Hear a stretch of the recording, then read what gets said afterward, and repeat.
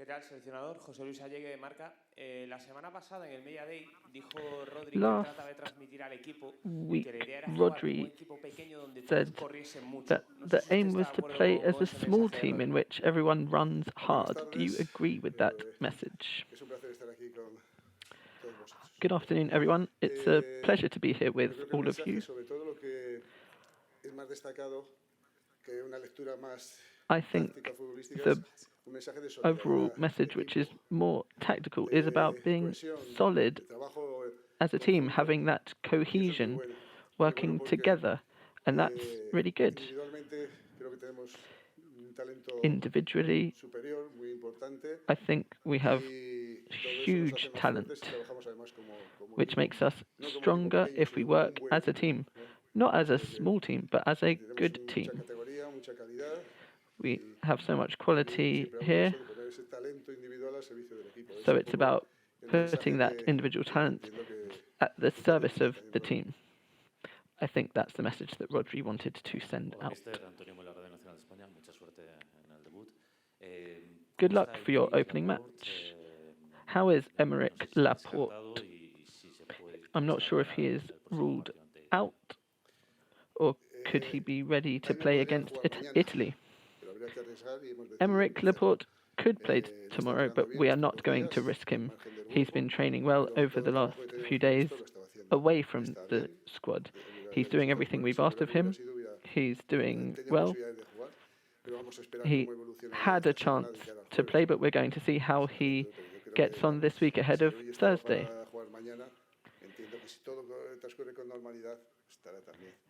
Well, if everything goes normally, he will be able to play in the following game.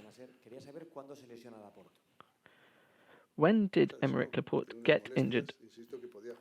Aymeric Laporte didn't get injured. He's just had some issues. And I decided that we wouldn't take the risk, so he's not going to play tomorrow. It's a precautionary measure. Let's move on from this topic. He's absolutely fine. He got back at the right time, as I'd agreed with him. He's training well, he's motivated, he's a brilliant player, and I think he's one of the best players around in his position.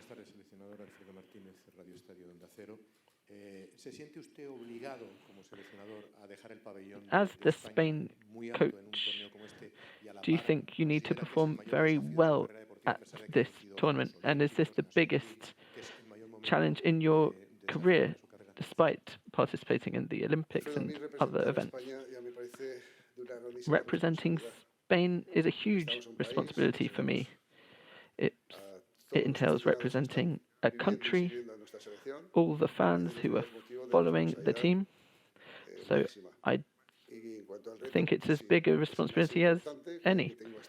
As for the challenge, it's the biggest that I've faced so far. It could be similar to some others that I've faced, but given the size of the Euros, of course it's bigger than many of the other situations we've been through. Football is about leading a group of players who I know well. We're competing, and that's something we've done before, so we can feel calm,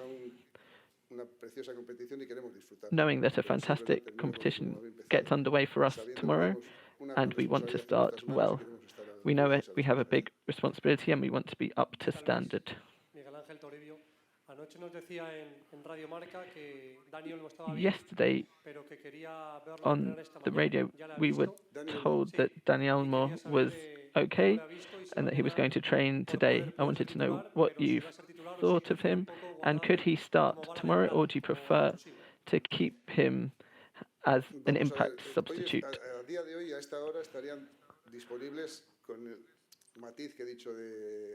Right now, bearing in mind what I said about Aymeric Laporte, everyone is available. Dani Olmo has trained normally with his teammates in the last few days.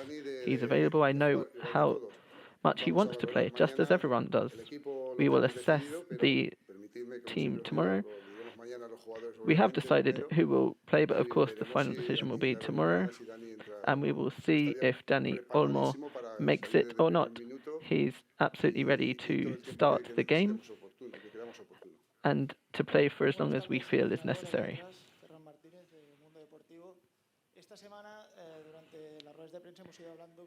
In press conferences this week, we've spoken to the players about the fact that Spain aren't considered one of the favourites. Maybe that seems to be denting the players' pride. Do you feel Spain are being underestimated ahead of this tournament? With the professionals who I've spoken to, I think they are assessing us in the right sort of way based on what we've done on the pitch. Internally, we know we are a strong national team with potential to compete at the top level. So if you ask professionals at other national teams, they will admit that that's the case. We're playing against another strong team tomorrow. It won't be easy. It's a very even tournament with some of the best players in the world. We have to perform at a really high level, get things right, and I certainly think that we have potential both individually and collectively to meet the expectations that many think that we can achieve. There are expected to be around 50,000 Croatia fans tomorrow and 10,000, whereas the game against Albania will be similar, and we don't know about the Italy match.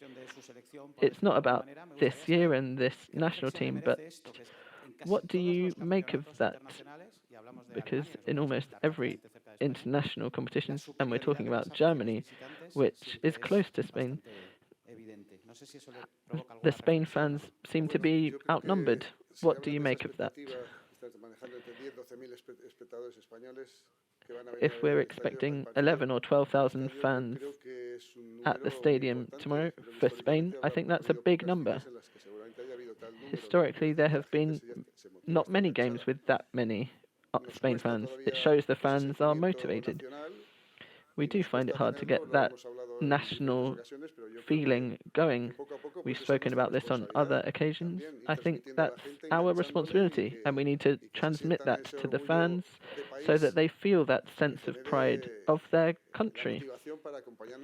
And that generates the desire to join us on these journeys and trips. Of course, by winning games is the best way, and we will try to give all the fans that opportunity. We want as many fans to get behind us as possible. The atmosphere will certainly be fantastic tomorrow. We've experienced similar situations in Rotterdam in the Nations League, and we dealt with it naturally, and the fans who were there made themselves heard, and that support will be important again tomorrow.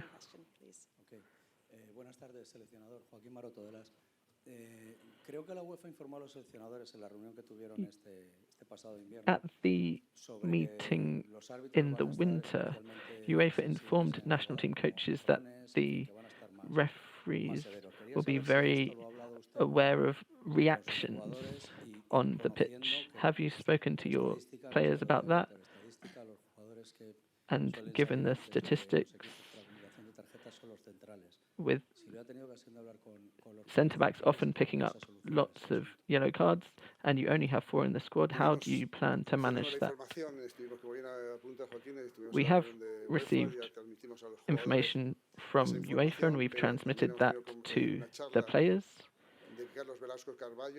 There was also a chat in Las Rozas where they told us about the general idea and how the referees will be in this competition. We just need to try to keep competing in the way that we know, by being responsible, knowing that it might be easier to get a card at certain points, so we need to read games well. Football is football. I've never played a game by controlling that sort of thing. Football is about contact, hard work, battling, playing the game.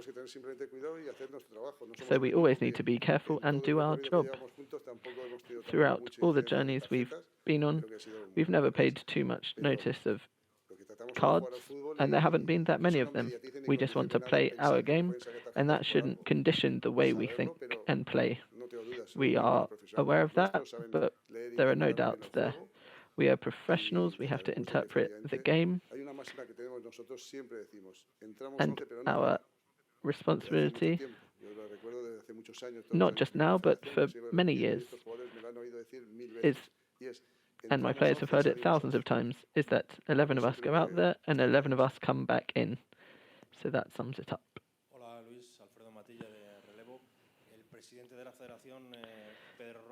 The President Pedro Rocha was with the squad this week. What did he say to you, and did he set a target for the Euros? To the contrary, he came to support us, to calm us down even more than we are, because we're all together on the training camp, and he gave us that support. It was just about support. There were no instructions, no minimum target, no result. He's been in football for many years, he knows what it's about, and he has trust in the professionals who are working here, for the whole coaching staff, the players, all the assistants, everyone who's part of the travelling party. So he knows we're going to give our all to achieve a great result. That's what we're here for.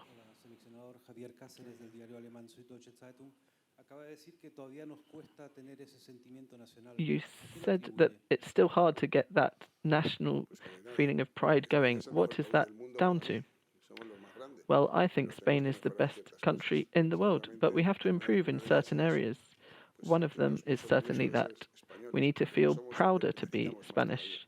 We are proud, but we need to be even prouder. I think Spain is the best country in the world.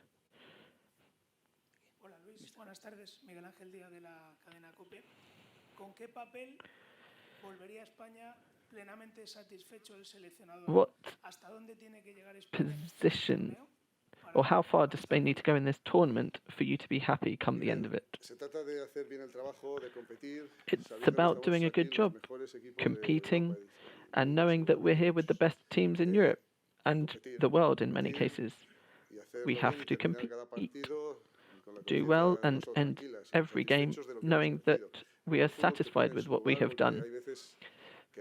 Sometimes in football you might win or lose without deserving it, but that can't be controlled.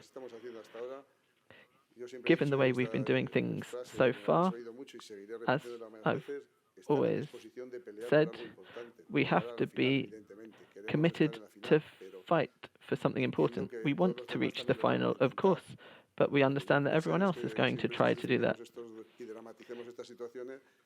So we can't simplify it too much. It's not just one winner who succeeds and everyone else is a failure. I don't see it that way. If you're pleased with the work that you've done and you've given everything, you can't give any more. That's what we're going to do, and we want to go as far as possible. Gentleman in the middle first, then we'll get a microphone. Hola Luis, Silva del diario inglés The Guardian. Me da la sensación de que en las últimas semanas gran parte de la There's a feeling that in the last few weeks, lots of the excitement around Spain is down to the two wingers, Lamine Yamal. How are you managing the pressure, particularly in the case of Lamine Yamal, who's just 16, with the importance of this tournament? Not just in footballing terms, but on a personal level, how is everyone managing the environment? Well, I think that's more important than the footballing side. They are young players. In the case of Lamine Yamal in particular, he's a young boy with an incredible talent. It's almost a gift from God. Very few players have his attributes. In terms of understanding the game, in-match situations, and being so mature, that's what's happened to him. We're trying to treat this situation normally, but we also need to explain that by being humble, he will develop so much more. Because if everyone says they're fantastic, but then there are bad moments, things can drop quickly and there is ferocious criticism. So if you don't get the balance right, it can go badly wrong. That's the context. And that goes for at his club as well. So we are reinforcing that education and training from his club. They are special footballers, both of them, Nico Williams too. And that's what makes them different from the rest. But we need to be wary. I know you've asked about Nico Williams and Lamine Yamal, but I've seen Ferran Torres and Ayoce Perez do fantastic things in training too. Everyone's in exceptional form and fully motivated. You might take it for granted that Nico Williams and Lamine Yamal will play tomorrow, but we will see tomorrow. You might think it's a surprise, but it wouldn't be for me, maybe for you. Let's wait and see. I'd like to ask you personally how you are finding this ahead of the tournament. It must be a special Euros for you. Are you going to do anything different to your usual routine? No, I'm just staying calm. I'm feeling the sense of responsibility. We've been doing what we've always done and what my players know me for. They know the way I am, and I think we all help each other to do that. We're very excited about tomorrow's game. That's the main word here. We've been here for 13, 14 or even 15 days nearly. We've been working so hard, showing commitment. I can see how much the players are looking forward to it, but we need to stay calm because we know it's a really important game tomorrow. We want to start well. We want to have a good feeling out there and transmit that confidence that we feel we are capable of achieving something big.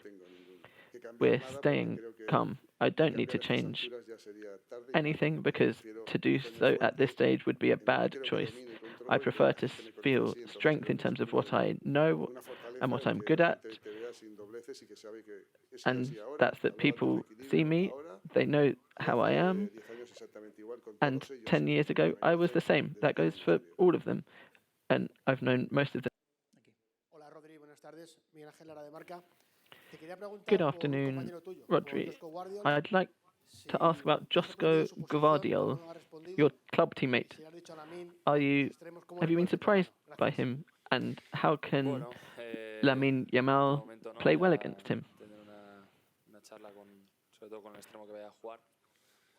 Well, I have spoken to the winger who's going to play.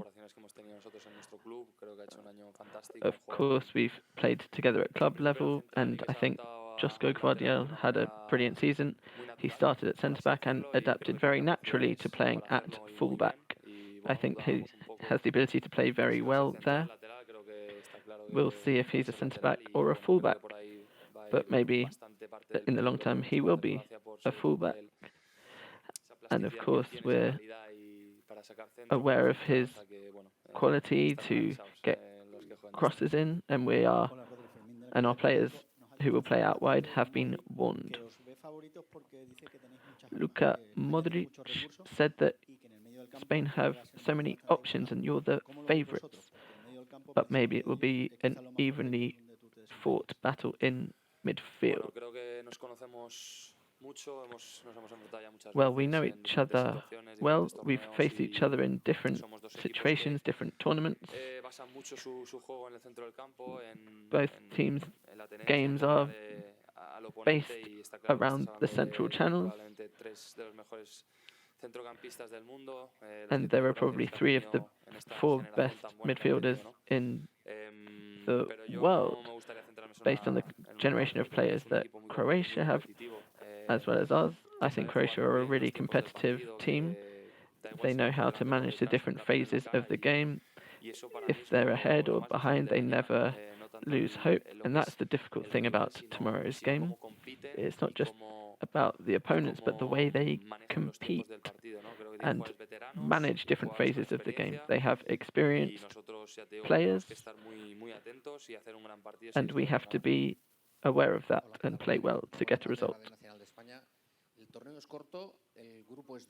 It's a short tournament. The group is tough, and we know how important a good first result in this sort of tournament is. You're used to all sorts of high tension situations, but is there a different feeling of vertigo in this sort of competition? There's the same feeling of vertigo when you kick off a competition like the Euros. It's the same at club level or international level. You still are nervous at the beginning, and you want to see how the team will respond if you play at a high level and compete besides the result, because that's the consequence of doing things well. Our main target is to compete. We've come here to win and show that Spain are able to win the Euros. Again, we're not thinking about anything else. We want to compete from the first minute against a very demanding team tomorrow. We need to know what to do to win, and what we're transmitting to the group is that these tournaments come down to key moments. You're not allowed to slip up or have 10 bad minutes, because you can be sent home. The matches last 90 minutes, and you have to stay alert and be strong in both boxes.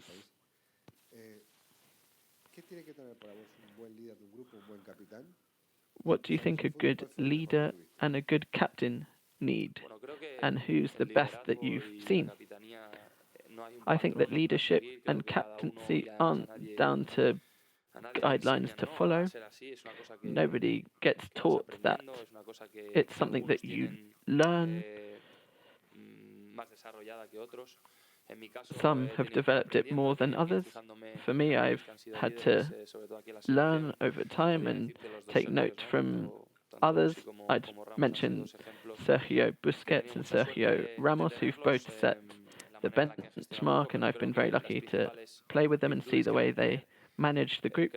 But I think the key attributes are that when there are stormy moments, you can bring that calmness and shine a light on the team, maybe when other teammates can't see the solution. So you have to help your teammates in those situations and ensure that nobody lets their heads drop, and we are all on the same page.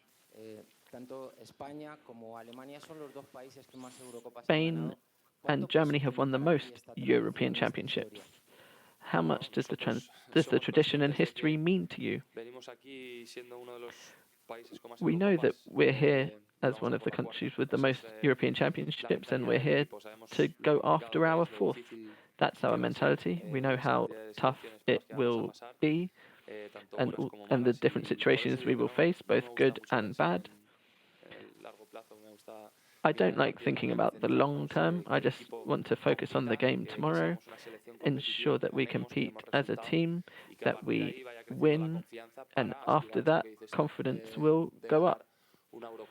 In terms of vying to win the Euros, we have to take it step by step, and hopefully one day we can achieve that. It seems far away right now, but when you do things well over time, you can achieve that. Everyone talks about favourites, and there are strong national teams here like France, but with your experience and the level in this squad, do you think you're capable of winning it? Well, I think Spain have shown that. We are a team that has competed against the top teams.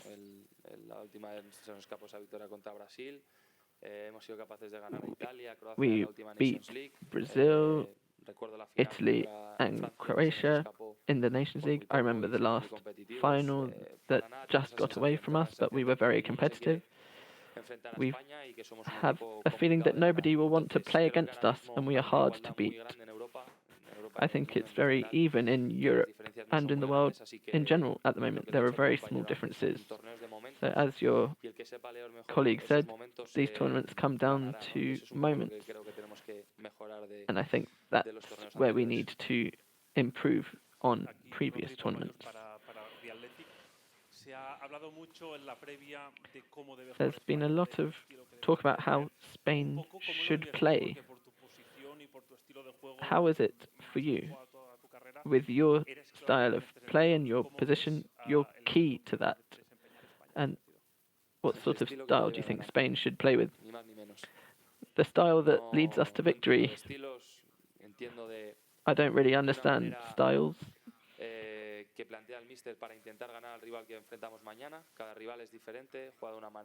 Every team is different and plays in different ways. It would be a mistake to feel that one style would lead to victory. You have to be able to adapt and change, because there are times when you need one thing or another thing. So I think that's the key.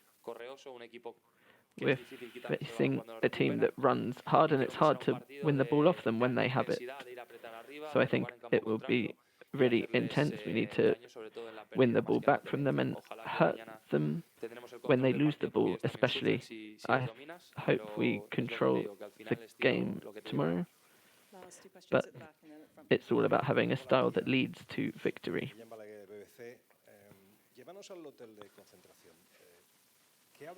Take us to the base hotel. What do you talk about when, for example, Kylian Mbappe or Luka Modric come up? Is there a feeling of admiration for them? Or do you think, well, we have Lamine, Yamal or Nico Williams? We're just looking at Croatia, we're not looking at individual players. The only thing I'm worried about is how Croatia play, and those who will be involved tomorrow. If they're good, bad, dangerous, how we can hurt them, how they might hurt us. Of course, those sorts of names come up in conversation, just like Luka Modric. And of course, there's individual admiration for those players, but you're not playing against the players, you're playing against a team. Croatia have had 3 or 4 fantastic tournaments. They've been very consistent. So we're facing a team with so much danger.